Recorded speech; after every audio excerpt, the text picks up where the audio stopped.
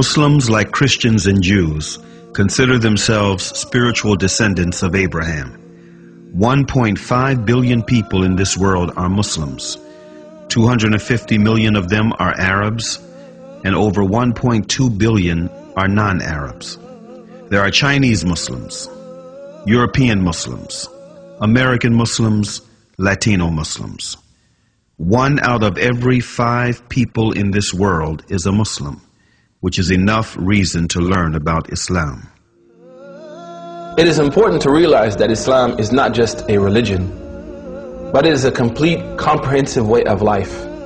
It's not something that we only do on Fridays, but it carries over into our workplace, our families, our communities, and our friends. Linguistically, in the Arabic language, the word Islam comes from the root word salama. And from this root, you can have 3 different words with 3 different meanings. The first one is submission, the second one is purity, and the third one is peace. Submission, purity, and peace. Surprisingly, the word Islam Islamically carries those 3 meanings. The word Islam Islamically means that if any person fully submits himself or herself to the will of God and worships God purely without any association with God, worships God alone, he or she should live in peace and harmony in this life and in the hereafter. So the word Muslim in the Arabic language doesn't mean literally a follower of Prophet Muhammad. The word Muslim literally means someone who submits to the will of God and worships God alone. Na, na, na, na, na, na, na, na, na.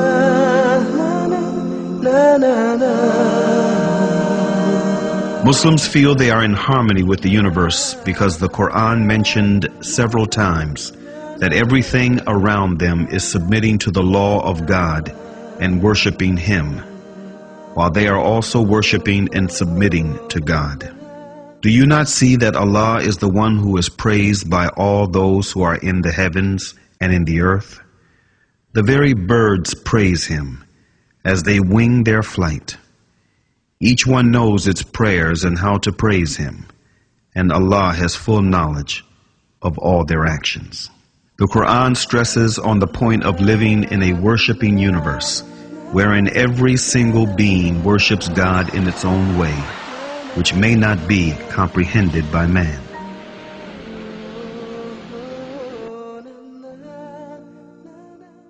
The Quran says, "The 7 heavens, the earth, and all beings therein declare His glory.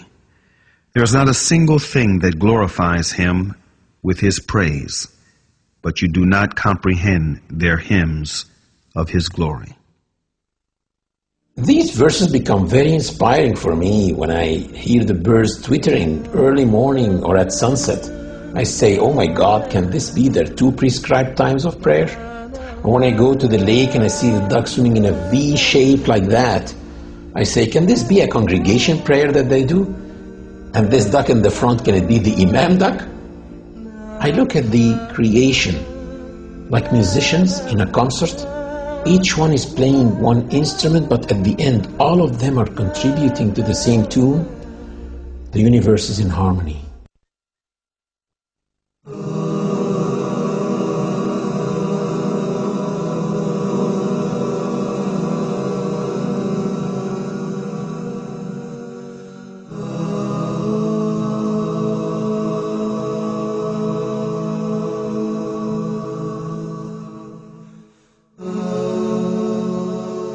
One of the really amazing things about Islam, and what caused me as a young man in North America to accept it as a way of life, is not only does Islam encourage us to accept the existence of our Creator, but also it pushes us to look into His creation, at the variance in colors and languages and cultures, and respect the power of this divine force through His creation.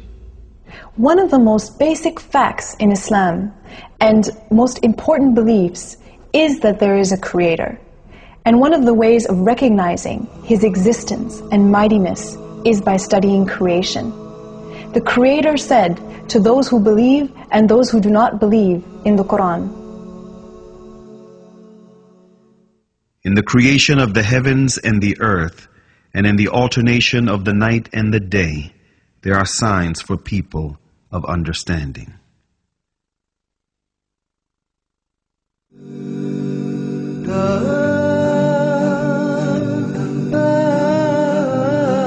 After deep thinking, many ancient and modern philosophers reached the fact of the existence of a supreme being who created this universe and is maintaining it continuously. Aristotle, an ancient Greek philosopher and student of Plato, tried to demonstrate this fact, saying, "We hold, then, that the God is a living being, eternal, most good, and therefore life and a continuous eternal existence belong to the God, for that is what the God is." If people look around them, they will see the intelligent design everywhere and in their own selves. Take the eye as an example. The light reflects on the object and then reflects on our eye retina, where it is transferred into pulses to a place in the brain called the center of vision. And it is probably one of the darkest places in the human body because it is completely insulated from light. It never saw the light. And all the images that we view in our lives are formed in this part of the body, the center of vision. We see all these bright, sharp, three-dimensional images in this part of the body. While thousands and thousands of engineers in TV factories are trying to come up with an image as sharp, bright, and clear, but still they cannot. And if someone claimed that TVs that we have at home just came by chance, atoms accumulated and made those TVs, no one will believe it. But still, some people believe that the vision system came by chance. Same applies for hearing, taste, the way kidneys work, the way livers work, etc., etc. The Creator said in the Quran, were they created without a creator, or were they their own creators? René Descartes, a noted French philosopher and one of the most influential thinkers of modern times, was led to belief in God through doubt. He doubted that there is God, but doubt meant to him that he thinks, which in turn meant that he exists, which therefore meant that he was created. And since he did not create himself, therefore someone else must have created him, and that one should be the source of life. Can I be the author of my being? Or can I conserve myself at the present time?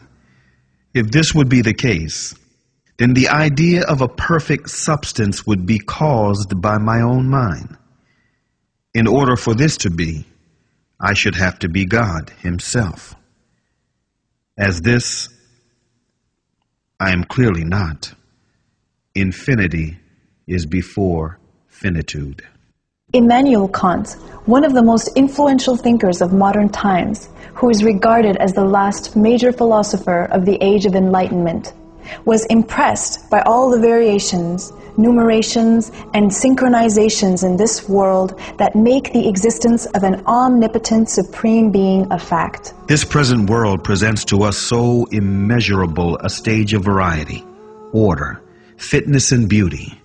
Whether we follow it up in the infinity of space or in its unlimited division, that even with the little knowledge which our poor understanding has been able to gather, all language, with regard to so many inconceivable wonders, loses its vigor, all the numbers their power of measuring, and all our thoughts their necessary determinations, so that our judgment of the whole is lost in a speechless but all the more eloquent astonishment.